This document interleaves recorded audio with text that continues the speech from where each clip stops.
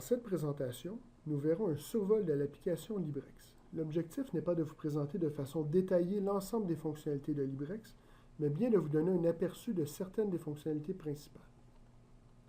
Je vais donc ouvrir ma fenêtre Librex, puis tout d'abord vous montrer la fenêtre de numérisation de documents papier. Pour les besoins de la démonstration, je ferai la numérisation d'un dossier étudiant pour une organisation fictive. Je prends donc une pile de documents pour divers types de documents pour divers étudiants dans mon collège nommé le Collège mondial. Je dépose cette pile sur le numériseur. Vous ne pouvez le voir présentement, mais c'est ce que je fais en parallèle. Et j'appuie simplement sur le bouton « Numériser ». Le numériseur effectuera son travail de numérisation, puis m'enverra les documents un à un dans Librex pour être traités par l'application. Nous pouvons donc voir ici, dans la liste des documents, les documents qui s'accumulent. Dès qu'un premier document arrive, la première opération faite par Librex est d'identifier le type de ce document. On peut donc voir ici qu'il s'agit d'un document d'inscription. Plusieurs techniques peuvent être utilisées pour identifier le type de document. Il peut s'agir de reconnaître un logo, une image, ou encore tout simplement de faire une extraction de texte. Par exemple, ici, elle extrait le texte inscription à côté de l'objet de la lettre ici concernée. Donc, ce document a été identifié comme première étape par Librex. Ensuite, on peut voir qu'il y a plusieurs documents, certains d'une page, certains de 2 pages. Encore une fois, ici, Librex veut segmenter nos documents automatiquement. Donc, dans ce cas-ci, encore une fois, on a plusieurs techniques pour faire ceci. On peut reconnaître du texte, reconnaître un logo, ou par exemple, aller lire en bas à droite du document qu'il s'agit de page 3 de 3, page 4 de 4. Donc, s'il s'agit de page 3 de 4, on garde le document ouvert. S'il s'agit de page 4 de 4, on ferme le document. Donc, l'objectif ici est de faire cette segmentation-là automatique. On ne veut pas un seul gros document de 11 pages, mais dans ce cas-ci, 9 documents de 1 ou 2 pages. Donc, une fois le type de document identifié, une fois le document segmenté, on veut associer des métadonnées à notre document d'inscription. On veut voir matricule, nom, prénom, cheminement, programme, trimestre. Ces métadonnées ont été extraites automatiquement. Si je veux voir par exemple où a été extrait le matricule, on peut voir, j'ai une boîte de zoom ici qui va nous montrer que le matricule a été extrait à partir du code à bord.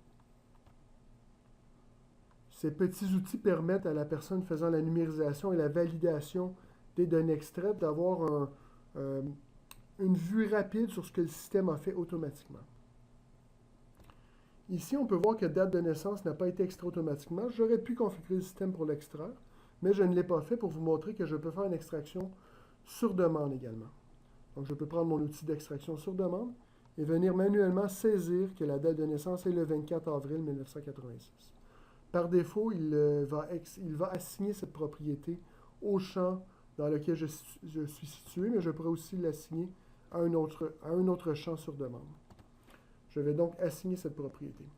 Également, notez que si je veux, je pourrais venir manuellement changer une valeur de propriété.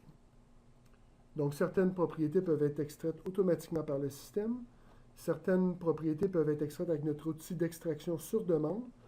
J'ai aussi un outil en passant pour faire l'extraction de code à bord. Dans ce cas-ci, c'était une extraction de texte.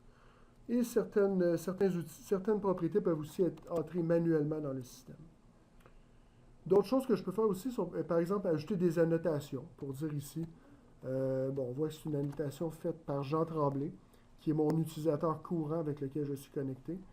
Et on peut voir ici que c'est une note pour démonstration, simplement. Je peux dire à valider. Je peux mettre le texte que je veux ici dans mon annotation. Je peux aussi venir mettre des étampes. Donc, on voit que j'ai par exemple une étampe signature où, mon utilisateur ici n'a pas de signature, mais je pourrais mettre une étampe qui serait approuvée, par exemple, pour venir approuver mon document. Ou je pourrais venir mettre une étampe de notre choix. On peut créer des étampes sur mesure. Par exemple, une étampe qui serait dynamique, qui viendrait mettre une date du jour avec la signature de l'utilisateur et une image pour se créer une étape sur demande. Donc, ces étapes, par exemple, peuvent être aussi utilisées pour approuver des processus. Par exemple, si j'ai une facture fournisseur d'un certain montant, je peux demander à quelqu'un de venir approuver ma facture fournisseur ou pour d'autres processus. Donc, une fois que ceci est fait, je n'ai qu'à valider mon document, mon premier document, et le système m'amènera au deuxième document. Donc, on voit dans ce cas-ci. Je peux évidemment faire des zooms aussi pour voir, aller en mode pleine page, largeur de page, à ce niveau-ci. Je peux sur demande faire une rotation vers la droite, vers la gauche. Je peux faire un déplacement de l'image au besoin. On veut voir vers la gauche, vers la droite, pour corriger mon image s'il y a un besoin. Je pourrais aussi venir ici et renumériser un document ou encore seulement certaines pages du document. Donc ici, encore une fois, toutes mes métadonnées, mes propriétés ont été extraites automatiquement. Je n'ai qu'à valider et aller au prochain document. Dans ce cas-ci, il s'agit d'une lettre de bourse. On peut voir dans ce cas précis, il y a 2 pages. Donc je peux naviguer d'une page à l'autre de mon document. Et mon travail ici de personne qui numérise est fait une après l'autre. Ici, on voit une métadonnée manquante, donc je peux venir extraire la date de naissance et l'assigner à la date de naissance. Évidemment, ici, c'est une propriété qui était optionnelle. Donc, je n'étais pas obligé de saisir une date de naissance, mais je peux mettre certaines propriétés obligatoires. Comme par exemple, on voit si j'envoie le nom ici, je ne pourrai valider mon document car c'est une propriété qui est obligatoire. Aussi, je peux mettre des règles pour valider les valeurs de certaines propriétés. Par exemple, je pourrais demander que le matricule ait toujours 8 chiffres ou encore que la date de naissance respecte un certain format. Je pourrais aussi mettre des logiques pour faire, par exemple, une conversion de date pour changer de jour, mois, année vers année, mois, jour. Donc, toute cette logique pour manipuler les propriétés peut être configurée dans LibreX. Donc, je continue mon travail de validation et je valide l'ensemble de ces documents pour divers étudiants. Et voilà, mon travail est complété de personne qui fait de la numérisation. Et je vais envoyer ce document-là au serveur. Et à partir de ce moment-ci, probablement il sera en ajout au serveur pour être transféré au serveur. Donc, une fois que ceci est fait, le document devient disponible pour l'ensemble des utilisateurs.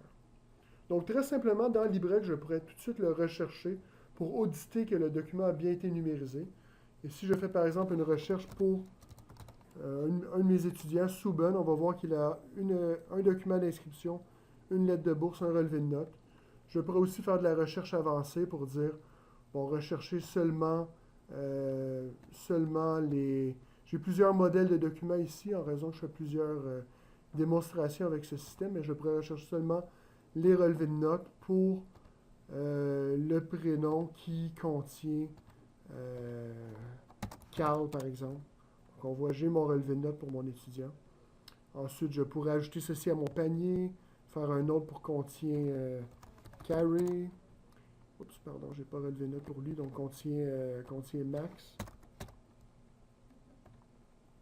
Et je me crée un panier de recherche. Je pourrais ajouter des critères aussi pour dire, bon, tout ce qui a été créé, par exemple, date de création est égal à aujourd'hui. Donc, je devrais avoir plusieurs documents ici. Donc, je peux me créer un panier ici à partir d'une recherche complexe. Par exemple, envoyer tous ces documents-là par la suite par courriel à quelqu'un qui serait intéressé. Donc, une fois que j'ai trouvé mon document, j'ai simplement à double-cliquer ici et je peux consulter ce document-là qui s'agissait d'un relevé de notes. Donc, ici, il s'agit de la recherche simple et consultation dans LibreX pour auditer que la numérisation s'est bien faite. Mais LibreX offre également plusieurs connecteurs intelligents. Donc, on a des connecteurs dans des systèmes, par exemple, de collaboration, comme SharePoint, Alfresco, ou encore des systèmes de gestion des archives, gestion de votre calendrier de conservation, comme CIGED de PG Solutions, IntelliJ de DocuLib, Ultima de GCI, DocuTech de Hirosoft, ou encore même des systèmes de gestion. On a plusieurs connecteurs spécifiques dans des systèmes maison de gestion, ou encore des connecteurs dans des systèmes comme Clara, Koba, ConverSense. On peut aussi exporter vers un répertoire réseau. Donc, je vais vous montrer ici, par exemple, j'ai fait le transfert vers SharePoint de mes documents. Je vais me connecter à SharePoint. Et on va voir ici dans ma liste documentaire SharePoint, j'ai transféré des dossiers étudiants. Donc, on peut voir, j'ai créé les dossiers sur demande pour chacun de mes étudiants. Et si je vais, par exemple, dans Pernal Call Subin, on voit j'ai des documents d'admission et des relevés de notes. Et j'ai mon relevé de notes ici qui a été transféré vers le bon dossier. On voit en même temps que j'ai fait une conversion au format PDF/A pour l'archivage à long terme. En même temps, j'avais un autre connecteur ici qui était actif. J'avais un connecteur que j'appelle l'exportation réseau. Donc, le même dossier étudiant a été créé ici et j'ai transféré les relevés de notes ici vers le dossier réseau. Donc, j'aurais pu, selon le type de demande, envoyer les documents inactifs vers mon système de gestion des archives, gestion des documents actifs, semi-actifs, inactifs, puis d'autres documents de collaboration, les envoyer à SharePoint, d'autres documents, les envoyer vers un répertoire réseau. Donc, ça permet à Librex de vraiment distribuer le contenu, le document, à l'endroit où il est requis. Donc, il s'agit vraiment, ici, j'ai fait un scénario très, très simple pour numériser un document, le reconnaître son type et le distribuer dans le système où il est requis. Donc, c'est un premier scénario pour une numérisation de documents papier, mais je peux aussi capturer plusieurs autres sortes de documents. Si, par exemple, j'avais reçu un courriel ici, donc on voit j'ai un relevé de notes qui est rentré par courriel, et je peux l'envoyer à Librex. Et dans Librex, je pourrais, comme tantôt, comme pour la numérisation papier, je peux dire qu'il s'agit d'un relevé de notes. Bon, ici, je pourrais conserver le courriel en format MSG ou HTML ou seulement les pièces jointes. Donc, cette petite fenêtre ici me permet de conserver le courriel ou les pièces jointes. Et je vais, dans ce cas-ci, conserver uniquement les pièces jointes. Donc, un peu comme tantôt ma fenêtre de numérisation, ici, il s'agit d'une fenêtre d'importation manuelle de documents. Et encore une fois, les métadonnées ont été extraites de façon automatique. Donc, je valide mes propriétés. De la même façon, si mon document était déjà en PDF, j'aurais pu simplement faire un glisser-déposer, un drag and drop vers cette fenêtre-ci et l'importer dans Librex. Donc, encore une fois, les métadonnées sont extraites et je valide que tout a été extrait correctement. Et je l'envoie au serveur. Donc, encore une fois, ici, j'ai deux nouveaux relevés de notes pour Piquet-Souben, deux nouveaux relevés de notes pour Max Maturity. Donc, on verra que par exemple, si je vais dans SharePoint et je rafraîchis mon dossier de notes ici, j'ai deux nouveaux relevés de notes qui ont été ajoutés au même endroit. Donc, ici, c'est très important à noter et tous les connecteurs fonctionnent de cette façon-ci. C'est toujours les métadonnées qui vont décider de comment je structure mes documents. Donc, on voit ici, j'ai un seul dossier pour Piquet-Souben, même si j'ai eu un courriel qui a été ajouté, un document PDF électronique et un document papier. Ce sont toujours les propriétés qui décident comment je classifie mes documents à ce niveau-ci. Et si j'ai deux documents pour un même étudiant, c'est la logique de Librex qui va décider que tous les documents sont des relevés de notes qui devraient être classifiés d'une certaine façon. Le fait de procéder par propriété ici donne beaucoup de structure à l'application et vous permet de vraiment bien forcer vos utilisateurs à classifier les documents d'une certaine façon. Au lieu d'avoir un système de gestion de vos archives ou de vos documents qui devient une grosse poubelle, bien, le système devient très propre et bien classifié car les propriétés permettent ce classement. Bon, de la même façon, ici, dans mon répertoire réseau, on voit que j'ai deux nouveaux relevés de notes. Donc, il s'agissait de l'importation d'un courriel et d'un PDF. J'aurais pu faire la même chose ici. Depuis n'importe quelle application, je peux imprimer vers Librex. Donc, je vais ouvrir mes relevés de notes ici en format Word. Et je vais simplement, on voit encore une fois, ce sont deux relevés de notes qui ont été envoyés à Librex. Et je vais imprimer mon document vers Librex dans ce cas-ci. Et au moment d'imprimer, premièrement, je vais faire une conversion vers PDF. Et ensuite, je vais l'importer dans Librex. Comme tantôt, je vais importer un relevé de notes. Et mon relevé de notes sera segmenté en deux documents d'une page. Donc voilà, j'envoie mon document. Et j'aurai, dans quelques secondes, un quatrième relevé de notes qui est ajouté. On va laisser le temps au système de faire son transfert. Et voilà, j'ai mon quatrième relevé de notes qui a été ajouté dans Librex. Donc, encore une fois, on a un document papier, un courriel, un document électronique, un document Word qui a été transféré. Donc, l'imprimante virtuelle ici permet vraiment de toute application que vous avez, peu importe le format, même si c'est un format qui n'est pas supporté par Librex, on peut imprimer des documents vers Librex de cette façon-ci, ce qui fait qu'on récupère l'ensemble des documents Librex. Jusqu'à ce point-ci, ce qu'on a vu, c'est des façons manuelles d'importer des documents dans Librex. Librex permet aussi d'importer des documents de façon automatique. Un des exemples serait d'avoir une boîte de courriel document at votreorganisation.com. Tous les courriels qui sont envoyés là sont traités de façon automatique par Librex. Et ensuite, on vient seulement gérer les erreurs par un utilisateur. Une autre façon qu'on pourrait avoir, c'est d'avoir des répertoires d'importation automatique. Donc, ce que j'ai fait ici, c'est que je me suis mis un répertoire de relevés de notes que j'écoute qui est déposé ici. Et je me suis créé un document PDF avec 2 relevés de notes dans LibreX. Donc, ici, je n'aurai jamais d'utilisateur. Donc, ici, c'est les mêmes 2 relevés de notes, Paturity et Subban. Tout ce que je vais faire, c'est que je vais prendre mon relevé de notes et faire un glisser-déposer dans ce répertoire-ci. Donc, imaginez dans ce cas-ci que vous auriez un document PDF de 10 000 pages pour 10 000 clients que vous ne voulez surtout pas classifier manuellement. Vous prenez ce document-là de 10 000 pages, vous le déposez dans LibreX. LibreX va identifier chacun de vos 10 000 clients et va les porter, probablement aussi va le segmenter en 10 000 documents d'une page, ou en fait en 5 000 documents de 2 pages, ou en X 1000 documents de 1, 2 ou 3 pages. Et puis il va l'envoyer dans chacun des bons dossiers. Donc si je retourne ici encore une fois, j'ai un nouveau relevé de notes, 5e, pour mon document électronique. Donc imaginez, on pense souvent aux documents papier pour LibreX, où est-ce qu'on peut numériser des documents, mais LibreX permet vraiment de traiter tous les types de documents. Donc, dans ce cas-ci, j'ai simplement déposé mon relevé de notes dans le répertoire LibreX et il a été classifié automatiquement dans le bon dossier. Si on retourne au niveau supérieur, on va voir que dans le dossier de Max Paturity, il aura aussi son relevé de notes numéro 5 qui a été segmenté automatiquement. Donc, ici, c'est très, très puissant.